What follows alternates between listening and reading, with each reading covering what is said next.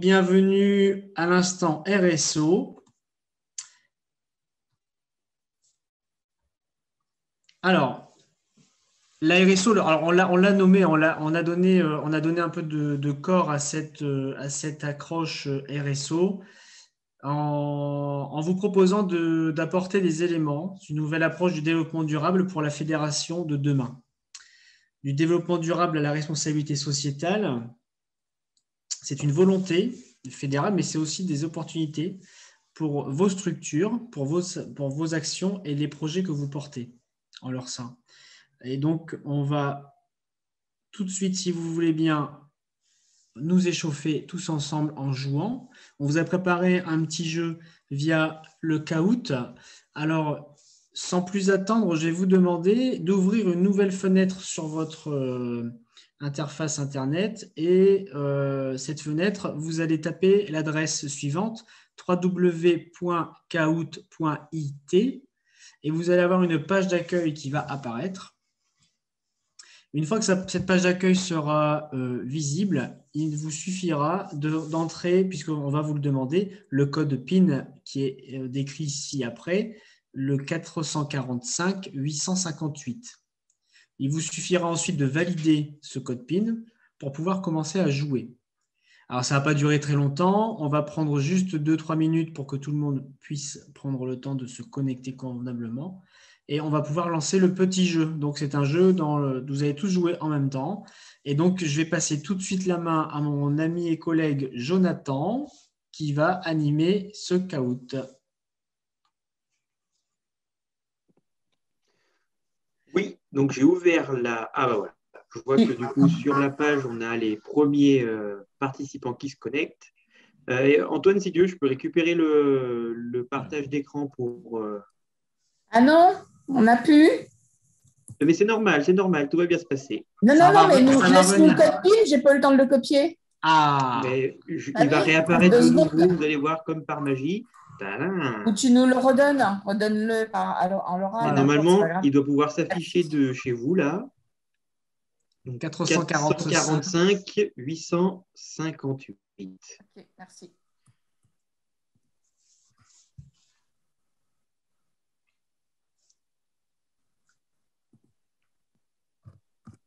On va se donner quelques minutes pour que tout le monde puisse… Voilà, le temps que tout le monde se connecte. C'est important. 14, on est à la moitié de l'effectif.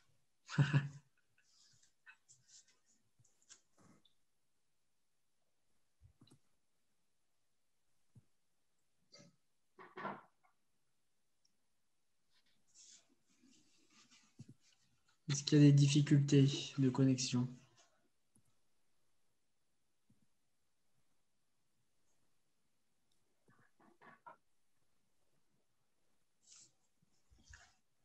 Allez. Si vous avez des difficultés, vous pouvez nous les faire remonter via le chat. On peut essayer de vous débloquer.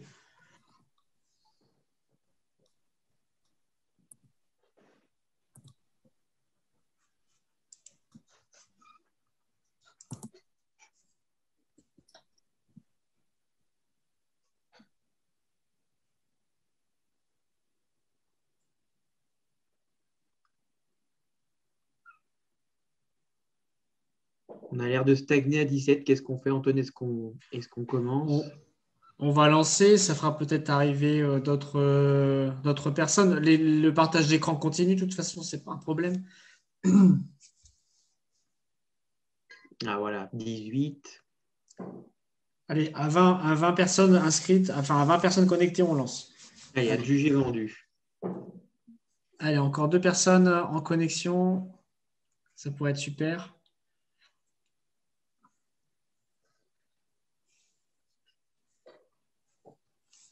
On est à 20.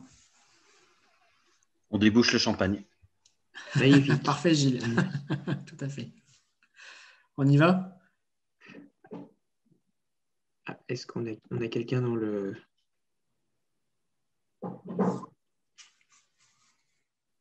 On a une question dans le chat pour la connexion. Oui, comment ouvre-t-on une nouvelle fenêtre? Alors après, tout dépend comment est-ce que vous utilisez Zoom. Est-ce que c'est sur l'application Zoom sur l'ordinateur ou est-ce que c'est depuis le navigateur Internet? Normalement, si vous êtes sur votre navigateur Internet, vous devez pouvoir cliquer sur un petit plus qui ouvre un nouvel onglet qui permet de garder Zoom et d'ajouter le Kahoot. Sinon, si cette personne a un smartphone, elle peut se connecter ou une Tout à tablette. fait, depuis son téléphone. Voilà, comme ça. Ce que Christelle fait, il me semble. J'ai vu passer un message.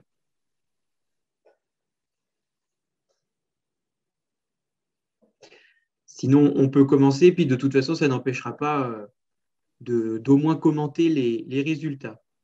Vas-y, Jonathan. Eh bien, on y va. Donc, vous allez avoir 7 questions qui vont défiler devant vous. Dans un premier temps, vous allez avoir accès à la question, puis un temps pour réfléchir à votre réponse avant de répondre. Et ça va être soit des questions à choix multiples ou des vrais ou faux.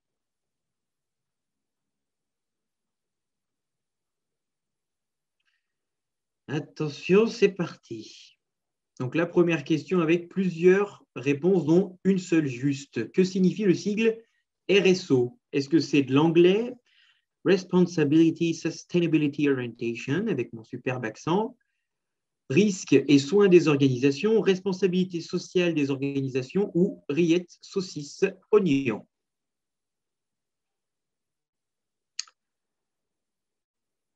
Alors, il y en a qui pensaient effectivement que c'était un terme anglais parce que c'est effectivement un sigle qu'on n'a pas encore l'habitude de voir dans nos réunions, mais c'est bien du français et on peut s'en féliciter de ne pas avoir un anglicisme de plus. Et donc, c'est bien responsabilité sociétale des organisations.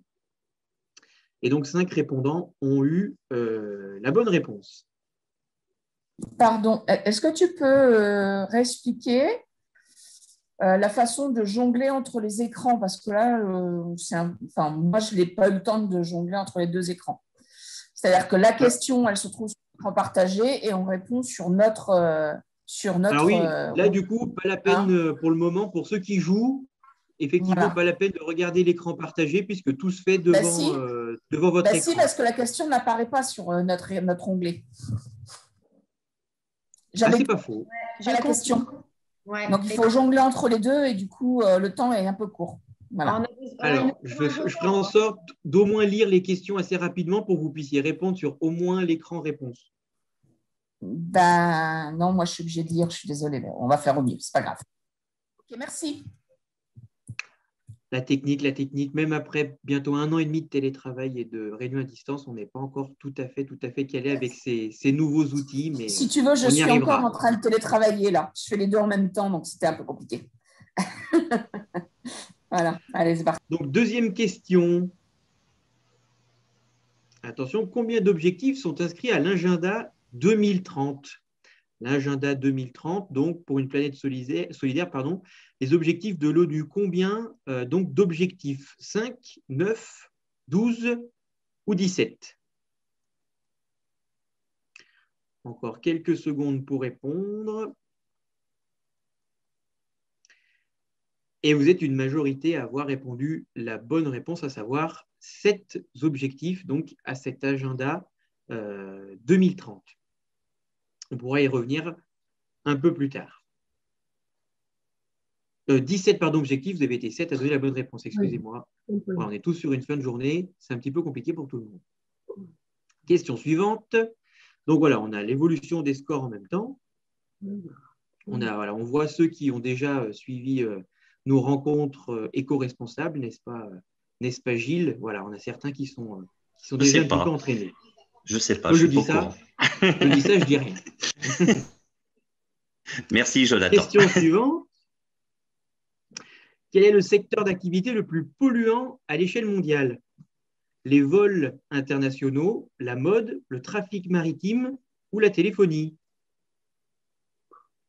Est-ce que ce sont les vols internationaux ou intercontinentaux en avion, la mode liée au secteur du textile, le trafic maritime ou les téléphones? Eh bien, c'est le secteur de la mode.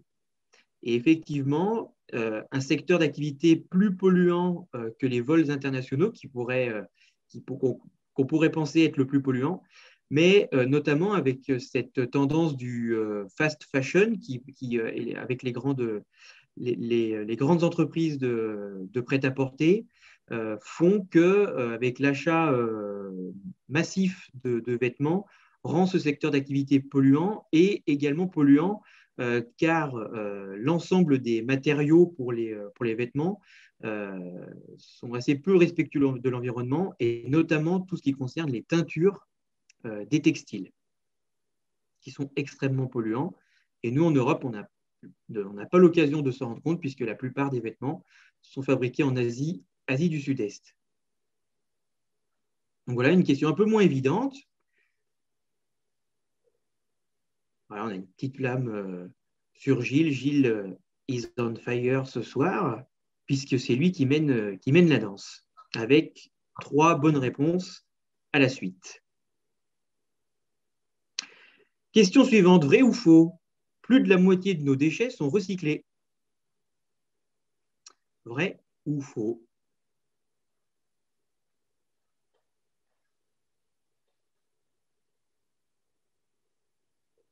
True, ça veut dire quoi? True, pardon, c'est vrai. Le bleu, c'est vrai. Le rouge, c'est faux, pardon. Merci.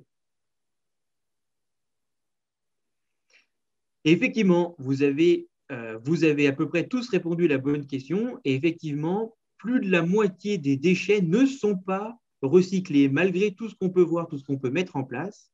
À une certaine échelle, plus de la moitié des déchets donc, ne sont pas recyclés. Donc, ça veut dire qu'il y a encore une sacrée marge de manœuvre. Mais la Fédération sportive et culturelle de France et ses organisateurs de compétition, que ce soit national, régional ou départemental, font d'énormes efforts pour la réduction de l'impact, notamment sur le tri des déchets.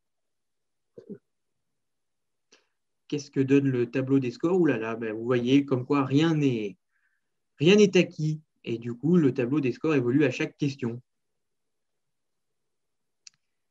Question suivante, à nouveau un quiz. Combien d'organisateurs d'événements FSCF ont privilégié les transports communs en 2019 lors de leurs organisations?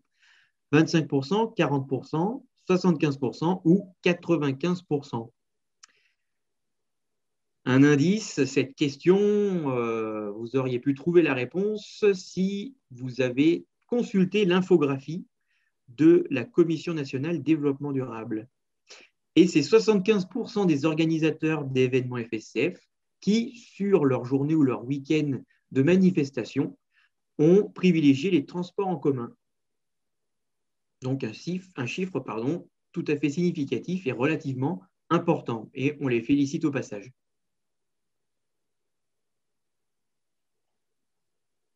Voilà, Gilles revient dans la course. Avant-dernière question, quel pourcentage des organisateurs en 2019 a privilégié une alimentation locale et de saison pour les repas proposés lors de la manifestation? 8%, 25%, 37% ou 68%? Quel pourcentage des organisateurs en 2019 a privilégié une alimentation locale et de saison? 8, 25, 37 ou 68%? Et la réponse est 25%. Contrairement à 68%, vous êtes laissé emballer par la réponse précédente, j'en suis sûr. Il y a encore des efforts à faire effectivement sur ce niveau-là, mais c'est un point de l'organisation qui est un peu plus délicat, tout ce qui tourne autour de l'alimentation et de services de repas sur les manifestations, qu'elles soient sportives ou culturelles. Mais 25% est un score tout à fait honorable. Alors attention, dernière question. Quels sont les RER? Ce sont les rencontres éco-responsables, ce sont les rendez-vous encore réussis, les rendez-vous effectivement rigolos ou les retraités énormément ragaillardis. Ce que je peux vous dire, c'est qu'il y a une réponse juste, ça c'est sûr, et il y a 2 autres réponses qui peuvent se rapprocher de la vérité. Et donc effectivement, ce sont bien les rencontres éco-responsables, bien qu'elles soient à chaque fois réussie et effectivement rigolote, même si on aborde des sujets sérieux et pas toujours évidents à traiter. Voilà, donc on va pouvoir accéder au podium de ce quiz. En troisième position, Gilles. SV en deuxième position. Et attention, Annie en première position de notre quiz spécial développement durable. Merci à tous d'avoir participé et je rends la main à Antoine. Oui, mais sans avoir assisté à vos réunions, j'ai gagné. Waouh, Bravo waouh, Annie. Ça veut dire qu'il faut venir assister à nos réunions et d'autant plus ben oui. postuler à la Oui. Commission nationale de Alors, développement durable. Vous avez gagné j'ai- le droit de postuler à la Commission nationale. Bravo. Non, merci, j'ai une autre commission. Pourtant, on est rigolo et on est sympa.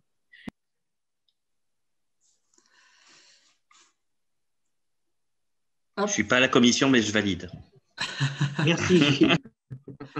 Bien, merci Jonathan pour donc, ce caout. Donc, écoutez, c'est plutôt pas mal pour une première. C'est la première fois qu'on le fait avec autant de personnes. Hein, donc, on sait que c'est jamais évident de se connecter, surtout en étant très éloignés les uns des autres. Mais en tout cas, merci d'avoir joué le jeu. Et puis, je pense que pour celles et ceux qui n'ont pas peut-être pu se connecter, on essaiera de faire ça sur un moment, un autre moment, à l'occasion d'une rencontre responsable. On essaie toujours de le faire en s'amusant. Comme Jonathan l'a dit, c'est des sujets qui ne sont pas forcément très sympas au premier abord, mais on essaie de les prendre du bon côté et autant que faire se peut, et en même temps d'alimenter un peu notre culture justement générale de ce côté-là pour nous permettre d'avancer. Donc, merci Jonathan pour l'animation. Je propose donc de passer à la suite. Et donc, la suite du webinaire, on va vous parler du développement durable, qui est en fait aujourd'hui une étape franchie et qui nous permet d'aller à la RSO, à la responsabilité sociétale des organisations.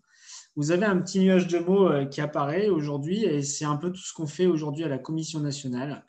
Au niveau des actions qui ont été menées et qui ont été mises en œuvre depuis le mandat précédent. Donc, ça fait maintenant 8 ans qu'on est engagé. Les dernières actions, la plus récente, c'est la rencontre éco-responsable que l'on mène en webinaire ou via Zoom depuis le mois de novembre maintenant, 2020. Un peu plus avant, si on fait une rétro, on a la charte...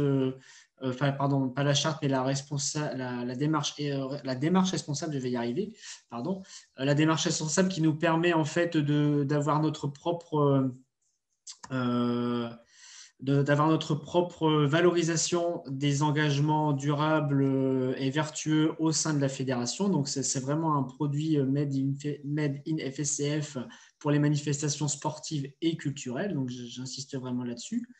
Mais on a aussi un acte politique fort qui a été engagé par le président avec le ministère des Sports, avec la signature de la charte des 15 engagements, ce qui permet à notre fédération d'engager dans une démarche d'amélioration continue 2 événements, dont un événement institutionnel que vous connaissez tous, qui est le Congrès fédéral. Aujourd'hui, le Congrès fédéral est l'événement de référence à la fédération en termes de développement durable au niveau des actions qu'on peut mener pendant cet événement. Le premier en date, c'était donc à Valenciennes, dans ma région. Et donc, on espère, alors bien sûr 2020, ça a été un peu douché, mais on espère bien pouvoir accompagner les organisateurs 2021 du mieux qu'on peut pour les aider à améliorer encore tout ce qui a été fait jusqu'à maintenant. Il y a les labels. Alors, un label qui n'est pas né à la FSF, mais qui vient du CNOSF. Un petit mot sur le CNOSF, le label développement durable, le sport s'engage. Donc là, on est sur un label qui est fléché sport et qui est piloté par la Commission nationale au niveau de l'accompagnement qu'on peut faire auprès des organisateurs. Là, on est vraiment sur une labellisation d'une manifestation sportive. Malheureusement, on n'a pas de label manifestation durable culturelle. Ça n'existe pas au niveau des ministères. Mais voilà, sachez qu'on a quand même Richard, qui est notre chargé de mission à la fédération, qui travaille très, très étroitement avec le CNOSF, du moins sur la partie développement durable. Et donc, on en parlera un peu plus après, mais on a une évolution assez majeure de la part du CNOSF sur toutes les questions donc liées au développement durable et donc, in fine, à la RSO. Et puis, on a cette action qui est la première qui est née avant même que la commission n'existe, qui est une charte, un club, que vous connaissez certainement, et qui permet aux structures donc, territoriales, qu'elles soient comité départemental ou régional, mais surtout nos associations, de pouvoir se doter d'une charte développement durable qui, en fait, est née à la suite d'un engagement qui avait été pris par Laurence et Richard. Ils n'étaient que 2 à l'époque. Et on a revitalisé un petit peu cette charte et elle connaîtra certainement des évolutions assez sensibles dans les mois à venir, compte tenu de la petite révolution qui s'ouvre à nous par l'intermédiaire du CNOSF. Et puis voilà, le petit logo, les rencontres responsables. Donc ça, c'est notre petit logo dont on est un peu fier. C'est la dernière action qu'on a pu mener dans le cadre et qu'on s'est obligé de mettre en place dans le cadre de la crise sanitaire qu'on espère voir s'éloigner le plus rapidement possible. Voilà, et donc la dernière petite étiquette qui s'est affichée tout de suite d'ailleurs, c'est qu'à la commission, on a voulu aussi communiquer et de manière un peu différente avec une infographie et qui est en fait une infographie qui reprend le bilan de l'impact environnemental des manifestations nationales FSCF. Et un petit focus, donc je remercie Jonathan qui a travaillé sur cette infographie et qui en est à l'origine. Et je voudrais aussi dire que cette infographie a été relayée dans un certain nombre notamment par le ministère, mais aussi par le CNOSF. Donc, on a fait fort sur cet aspect-là. Et donc, la fédération s'est démarquée par ses actions vertueuses, et notamment pendant les manifestations nationales qui ont été organisées en 2019. C'est quelque chose qu'on a l'intention de reconduire tous les ans pour justement comparer d'une année à l'autre ce qui est fait mieux ou moins bien. Mais surtout, c'est pour nous d'engager une démarche d'amélioration sur le long terme. Alors, du développement durable à la RSO, alors pour tout vous dire, la RSO, elle s'est construite vis-à-vis de la norme. Alors, c'est pour connaître un petit peu la genèse de cette histoire. La norme ISO 26000, c'est la norme qui est, d'ailleurs Jonathan peut peut-être en parler puisque lui il la connaît par cœur, mais c'est une norme environnementale, une qualification plutôt connotée environnementale qui permet aux entreprises d'avoir une démarche vertueuse. Donc on ne parle plus de RSO mais de RSE, le E étant entreprise. Et donc, on est aujourd'hui fortement incité, pour ne pas dire contraint ou obligé, de passer le cap et de muter le développement durable en RSO. Donc, vous l'avez compris, le développement durable, c'est la continuité, enfin le RSO, pardon, la RSO, c'est la continuité pure et simple de ce qui se fait aujourd'hui en termes de développement durable. La différence, la grande différence, c'est qu'on met l'accent je dirais, sur l'aspect sociétal de notre engagement. Dès l'instant où on dit ça, ça veut dire que au cœur de nos dispositifs, on va retrouver l'individu. Chez nous, ça pourra être le pratiquant, le bénévole, la personne engagée, le dirigeant, enfin voilà. Et donc, le principe, c'est de faire en sorte que tout ce beau monde puisse évoluer dans un cadre où on met en place un certain nombre de... on s'emploie à avoir une philosophie et une approche qui est un peu différente de ce qu'on peut connaître, de ce qu'on a pu connaître dans le passé. Je ne sais pas si Jonathan, si tu peux rajouter quelque chose là-dessus. Non, c'est tout à fait ça. Après, ce qu'il faut voir aussi, c'est vrai que du coup, la RSO, c'est une notion très encore un petit peu vague. Le fait que ce soit normé par une norme ISO, pour ceux qui connaissent, ça ne rend pas les choses digestes non plus. Mais ce qu'il faut voir, c'est que voilà, il y a tout un tas de critères et en tout cas de grands axes qui restent accessibles. Alors de là à dire qu'il faut coller à la norme ISO 26000 pour faire de la RSO, Ce n'est pas forcément vrai, hein. On peut commencer, comme le développement durable, déjà faire l'état des lieux de ce qu'on fait. Suffit à dire que parfois on fait du développement durable dans nos associations. Les RSO, c'est vraiment l'étape d'après où on essaie d'englober encore plus de choses. Et donc, dans tous les cas, la Commission nationale, on travaille sur ces sujets-là pour pouvoir, à court moyen terme, vous accompagner sur ce thème-là. Merci, Jonathan. Alors, posez vos questions dans le chat. On y répondra ou aujourd'hui ou la semaine prochaine. Alors, je vous ai parlé d'une petite révolution qui était engagée par le CNOSF, que vous connaissez de près ou de loin, notamment par le label. Donc, le CNOSF s'est employé à mettre en place une plateforme qui va nous permettre de définir 6 lignes directrices qui sont relatives à la RSO. Alors, on ne réinvente pas le fil à couper le beurre à chaque fois, simplement on recalibre les choses et on les redirige vers des items au nombre de 6, alors qu'avant on était plutôt sur 10 thématiques, pour ceux qui connaissent la charte, une charte, un club, 10 engagements, 9 défis. Aujourd'hui, on est plutôt sur 6. Alors, c'est le fait de rassembler un petit peu un certain nombre d'éléments qui sont connotés de développement durable. Donc, on réorganise un peu les choses. C'est pour aussi donner un peu plus de lisibilité aux actions qui sont menées. Donc, le but du jeu pour nous aujourd'hui, c'est de vous faire le parallèle entre ce qui se fait à la fédération et de mettre en face ce à quoi on répond en termes de RSO, en tout cas par rapport à ce que le CNSF a défini. Je voudrais aussi faire une petite digression là-dessus, c'est que cette plateforme a été co-construite avec un certain nombre d'acteurs de différentes fédérations, dont la FSCF. Richard a été en première ligne pour la fédération sur le renouvellement, enfin sur l'écriture et sur la mise en place de ce qu'on va voir tout de suite. Alors, pour commencer, les 6 lignes directrices de la RSO, la première, c'est la gouvernance responsable et durable. Donc ça, c'est le BABA, c'est la numéro 1. La gouvernance, c'est nous, dirigeants d'associations, et de faire en sorte d'inclure, de partager, de transmettre, d'animer. La numéro 2, c'est le management et l'épanouissement social et professionnel. Donc le management, on sait tous que c'est aujourd'hui une vraie priorité en entreprise, mais je pense que c'est aussi une priorité dans les organisations, et notamment, mais aussi la nôtre. Donc on est vraiment sur le bien-être à l'entreprise, le bien-être dans nos associations, le bien-être dans nos structures de chacun et chacune. Le respect et l'implication des pratiquants et des pratiquantes. Donc là, on est un peu plus dans l'aspect, dans la bienveillance qu'on peut avoir à l'encontre de nos adhérents dans l'exercice de leur activité.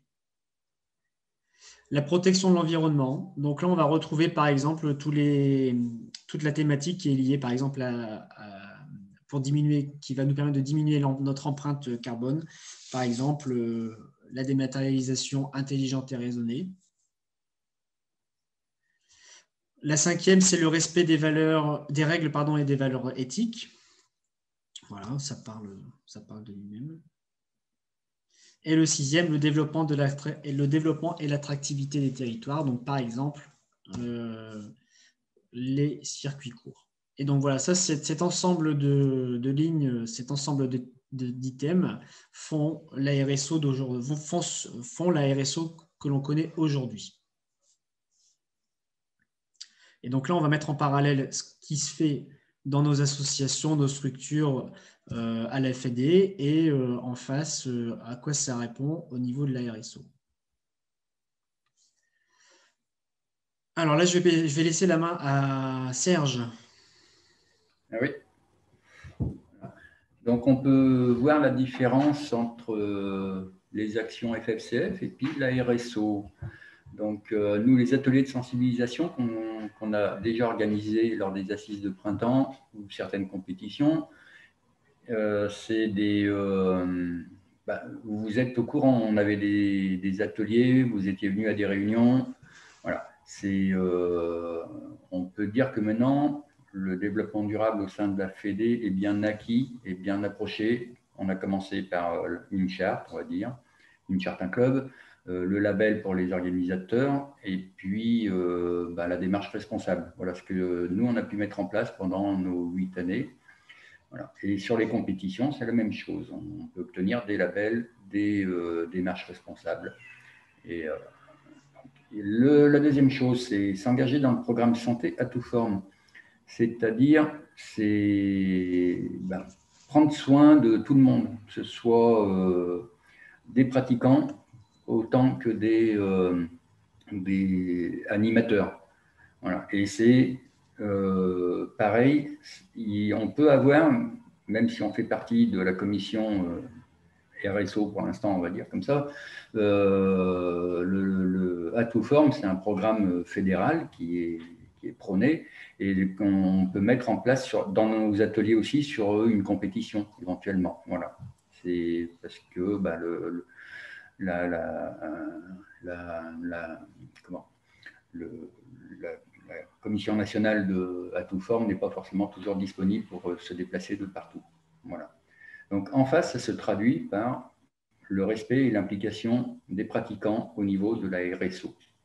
Voilà. Ça diminue un peu les différents items qu'on a dans nos actions. Voilà. Et au milieu, voilà, la formation du futur arrive, c'est soit du SPOC, soit du MOC. Voilà. Je trouve que cette image est très bien. Ça résume. Voilà. Ce qu'on veut dire à travers cette image, c'est qu'on a besoin de former et surtout de sensibiliser. Alors, la formation développement durable ou RSO, ça arrivera, mais ce n'est pas pour tout de suite, on n'est pas prêt. Mais en tout cas, sensibiliser, c'est déjà un grand, grand pas. Oui, il nous faut du temps, de toute façon, comme de partout. Voilà. Et on essaiera de communiquer via des réseaux sociaux, via des rencontres, des rencontres éco-responsables. Voilà. Oui, sachez que nous, on peut vous sensibiliser aussi à travers, tu parles des réseaux sociaux, mais par exemple, on peut aussi vous communiquer d'un certain nombre de choses à travers le groupe Facebook éco-responsable qui est ouvert sur demande. Hein, il suffit de faire la demande, on dit oui. Et puis voilà, et vous avez une multitude d'informations ou d'actualités qui peuvent vous être partagées. On va passer à l'exemple numéro 2. Le transport et les mobilités repensées. Alors, les actions FSF d'un côté, en face, la traduction RSO. Tu peux continuer, hein, Serge. Oui, d'accord. Oui, ça a toujours été mis en place pour tous nos déplacements, pour se retrouver sur des grands événements fédéraux et après sur des événements départementaux, régionaux pour des compétitions. Et depuis, je crois que c'est à Valenciennes qu'on a fait la première fois. On avait mis en place la plateforme de covoiturage.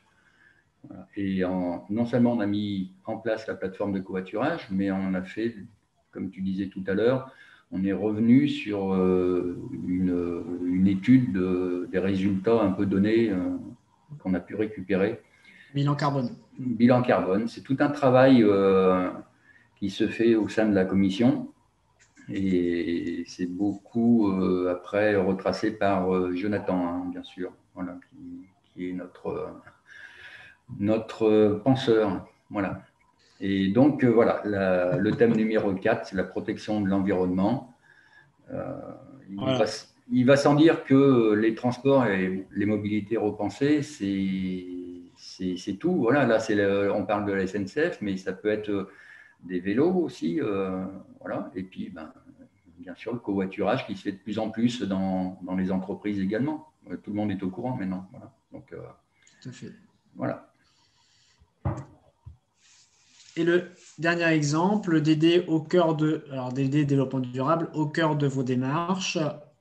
Donc, ce qui concerne les actions FSCF, alors vous avez certainement remarqué que dans le plan de développement fédéral, aujourd'hui, on a, alors la RSO y figure très largement, mais on avait déjà dans le passé des actions proprement liées au développement durable. Et donc, c'est un exemple fort puisque ça vient impacter notre gouvernance pour qu'elle soit plus responsable et plus durable. Donc là-dessus, nous, on vous encourage bien sûr à faire en sorte que si vous êtes en responsabilité dans un comité régional ou départemental, c'est d'essayer au moins d'essayer de faire en sorte de faire un peu le bilan de la RSO chez vous, de voir un petit peu comment ça se passe et comment ça se fait, et de trouver des pistes d'amélioration. Alors, ça peut être, je parle des structures CDCR, mais bien sûr, au niveau des associations, on peut très bien le faire. À l'échelle d'une association, alors après, une association, en fonction de l'importance de l'association, je dirais que ça trouvera du sens, plus de sens. Une association à plus petite échelle, on fait les choses de manière beaucoup plus humainement et de manière beaucoup plus intuitive, basée sur l'intuition et un peu moins sur une organisation qui peut paraître un peu complexe. Donc, on vous encourage plutôt, vous, les structures et les comités départementaux, à faire en sorte de faire un état des lieux de ce qui se fait et de ce qui existe en termes de gouvernance responsable et durable. Et à ce titre, je vous invite à engager un service civique sur une mission bien définie dans ce sens. Et nous, à la Commission nationale, on peut très bien vous aider et accompagner votre jeune en mission pour faire ce travail d'état des lieux qui nous permettrait à la fédération de mettre en place des actions bien plus ciblées et beaucoup plus et qui vous intéressent, quoi, hein, et qui peuvent amener de l'eau au moulin, je dirais, dans votre organisation au quotidien. Voilà pour les 3 exemples. Alors, ce sont des exemples très concrets, hein. Ce qui est décrit dans les actions FSF sont des actions qui ont été recensées, qui existent, hein. Ce ne sont pas des actions qu'on a inventées, tout existe.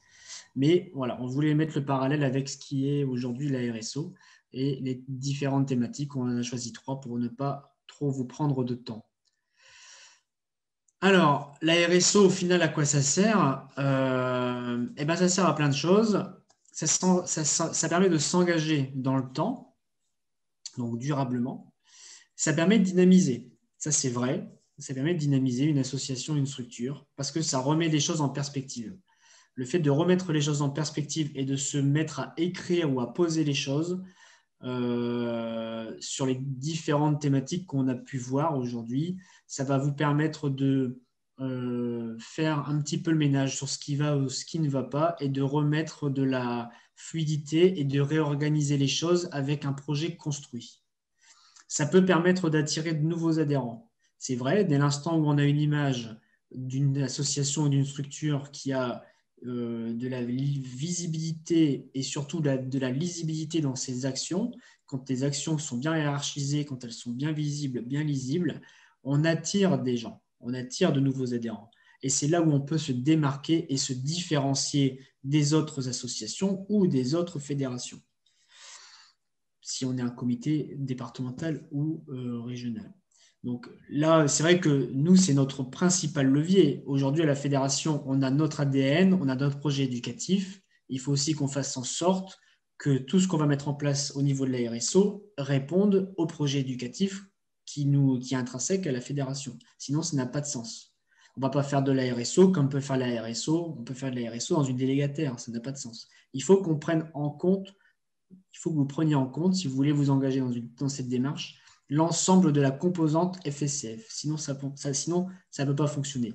Et c'est toute la difficulté de la RSO, ou toute la richesse plutôt que la difficulté, c'est qu'on a une fédération qui est tellement riche de par les différentes actions qui existent, de par les différentes activités qu'elle gouverne et de par la multitude de personnes qui en font l'ADN, que c'est ça qui nous passionne en fait. C'est de travailler avec tout le monde de manière transversale. Et nous, on n'est pas fléché activité, on n'est pas fléché politique, on n'est pas fléché, action 1, action 2, action éduc-pop, machin. Non, nous, on est transversal. Donc, on regarde tout ce qui se fait partout sur le territoire. Et c'est ce qui fait la richesse de cette commission, c'est qu'on a une visibilité de l'ensemble des actions en développement durable sur le territoire. Et je pense que peu de commissions aujourd'hui peuvent voir ce qu'on voit, parce qu'on a une remontée de terrain, d'où qu'elles viennent, qu'elle soit culturelle, sportive, structure CDCR, qui est assez, qui est assez incroyable. Hein, d'ailleurs, on est des fois, stupéfait de voir à quel point les gens sont imaginatifs et déploient des choses innovantes. Et voilà, la RSO peut permettre aussi d'innover à certains égards. Là, c'est un levier qui est particulièrement intéressant. Je vais laisser la main à Jonathan là-dessus sur les partenaires privés publics parce que je sais que c'est son dada. Vas-y, Jonathan. Donc, mais là, c'est un vrai levier que vous pouvez avoir par rapport à la RSO. Ouais, c'est vrai qu'on le disait déjà aux prémices de notre commission nationale où on prenait le développement durable comme élément différenciateur des associations auprès de partenaires. C'est d'autant plus vrai avec la RSO. Puisque c'est quelque chose d'assez nouveau. Hein. Encore une fois, la Fédération sportive et culturelle de France est une fois de plus en avance sur son temps et en avance sur les autres fédérations sur ces sujets-là. Donc, il faut vraiment en profiter, et donc notamment sur la mise en place de partenariats publics ou privés, en s'inscrivant dans la RSO, comme du coup, j'allais dire, avantage compétitif ou avantage concurrentiel, pour mettre un peu des gros mots dans notre secteur associatif. Mais on n'est pas très loin de la vérité. Je pense que du coup, ça permet de se démarquer par rapport à d'autres associations de vos municipalités ou de vos communautés de communes, de montrer que vous êtes en avance, que vous regardez un peu plus loin. Et là, vous allez pouvoir aller chercher des politiques qui vont regarder un peu plus de ce que vous faites. Du coup, par cette entrée RSO, ils vont regarder ce que vous faites ensuite à l'intérieur de votre association, que ce que vous proposez comme activité, peut-être même par ricochet, à qui est-ce que vous appartenez, voilà, la Fédération sportive et culturelle de France. Donc, sur les partenaires publics, ça marche assez bien, et ça marche encore mieux avec des partenaires privés avec qui vous pouvez discuter pour aller chercher de la subvention. Pourquoi est-ce qu'on veut de la subvention? Parce qu'on a une politique RSO, on aimerait bien acheter tel matériel pour avoir notre propre système de tri. On voudrait mettre en place des équipes de tri, des équipes de bénévoles de tri, de pouvoir acheter des t-shirts pour pouvoir les différencier sur les week-ends de manifestation. Tout un tas d'idées qui font que le fait de pouvoir s'inclure dans cette démarche qu'est la RSO, encore une fois, de prendre un coup d'avance et de favoriser et de faciliter même la prise de contact donc, avec des partenaires publics et privés. Et ça, c'est d'autant plus important puisqu'il y a certains partenaires, qui soient publics ou privés d'ailleurs, sont demandeurs de financer des associations qui ont ce volet, voilà, c'est un peu cette cape de super-héros verte comme la protection de l'environnement et puis de tout ce qui gravite autour de la RSO, puisqu'il n'y a pas que l'environnement. Donc voilà, donc c'est vraiment un élément à prendre aussi en considération, au même titre que les autres points que Antoine vient de présenter. Mais c'est vrai que c'est un levier intéressant sur lequel appuyer. Voilà. Je pense que c'est l'un des principaux leviers. Alors en fait, c'est toujours alléchant, hein, c'est un discours qui est alléchant, hein, on le conçoit, mais on l'a vécu et on le vit. Moi, je le vis dans ma région. Et aujourd'hui, on a engagé une démarche RSO en Hauts-de-France. Et je peux vous dire que ça interpelle nos partenaires. Ça interpelle d'abord, avant qu'ils ne soient nos partenaires, je dirais, ce sont d'abord des entreprises avec lesquelles on travaille. Et dès l'instant où on met en avant cet aspect-là, ça interpelle parce qu'il y a des fonds, il y a des fondations d'entreprises qui flèchent des financements justement sur de la RSO, mais donc associative. Ils ont besoin de mettre un peu de billes sur cet aspect-là. Parce que c'est d'abord une politique d'entreprise, et aussi parce que vous savez, vous voyez que je vais prendre un exemple très grossier, mais aujourd'hui, Total, qui était le plus gros pollueur au monde, devient Total Énergie et énergie verte depuis cette semaine. Donc, ce n'est pas rien. Ça veut dire qu'on est il y a une grosse mutation qui est en train de se faire auprès des gros décideurs, auprès des grosses entreprises. Voilà. Moi, j'ai un exemple tout frais, c'est le Crédit Mutuel Nord-Europe. Le Crédit Mutuel, c'est un partenariat national. Je viens de les démarcher avec ma région et on parle RSO. Et là, dès l'instant où on parle RSO, je peux vous dire, les portes s'ouvrent. C'est assez incroyable. Donc, on n'a pas besoin de les pousser, elles s'ouvrent d'elles-mêmes. Et c'est pas mentir que de le dire, et c'est vrai. Donc, c'est un vrai levier et je pense qu'il faut que vous puissiez en bénéficier. Et voilà, on fait du témoignage aussi aujourd'hui pour vous sensibiliser sur cet aspect-là. Et donc, il y a des subventions aussi à aller chercher dans le cadre du PSF. C'est un exemple parmi tant d'autres, mais sachez que ça fait partie des objectifs des projets finançables et éligibles. Donc, des projets connotés RSO sont parfaitement éligibles dans le cadre du PSF. Donc, il est d'autant plus important d'aller là-dessus. Alors, on a des sites et des choses, des petits liens à vous faire partager pour clôturer et ne pas trop vous prendre de temps. Si vous avez déjà besoin d'informations, il y a une rubrique développement durable sur le site de la Fédé et qui est connue par, je pense, beaucoup. Mais je le redis, c'est important. On essaie d'être à jour et de publier des actualités le plus régulièrement possible. Donc, on a une rubrique actualité qui reprend l'ensemble des actualités qui ont été publiées sur le fil d'actualité général du site FSCF. Vous avez une question à nous poser, vous avez donc une adresse mail qui s'est affichée, donc développement.durable@fscf.asso.fr. Vous parlez de... Alors, l'instant FED, je reviendrai juste après parce que je pense que c'est ce qui va clôturer. Juste, vous parlez de la plateforme RSO. La plateforme RSO du CNOSF, donc vous avez le petit lien qui est rso.franceolympique.com. Si vous allez sur cette adresse-là, vous allez être redirigé vers les 6 lignes directrices de la RSO qui ont été donc édictées par le CNOSF. Et donc, vous pouvez, à partir de là, explorer les 6 thématiques, les 6 lignes directrices, les explorer pour comprendre de quoi il s'agit plus en détail, mais on peut vous y aider aussi. Et vous pouvez aussi tester vous tester en tant que personne lambda sur votre approche personnelle du CNOSF, parce que de la RSO, pardon, parce que au même titre que le développement durable, moi je suis intimement convaincu que la RSO, c'est un peu aussi une philosophie, une façon de réfléchir, une façon de penser. Donc vous pouvez aussi un petit peu aller voir et vous mesurer un petit peu sur ces 6 thématiques-là. Et puis, il y a aussi on pourra peut-être les communiquer, je les rajouterai dans le PowerPoint avant de le diffuser, un certain nombre d'outils qui peuvent vous permettre aussi de vous donner un petit coup de main pour vous jauger dans votre impact personnel au quotidien sur l'environnement. C'est pas pour s'auto-flageller, mais c'est surtout pour se dire tiens, je peux peut-être faire mieux là sur les transports, sur la question de la nourriture, sur la question de ci, sur la question de là.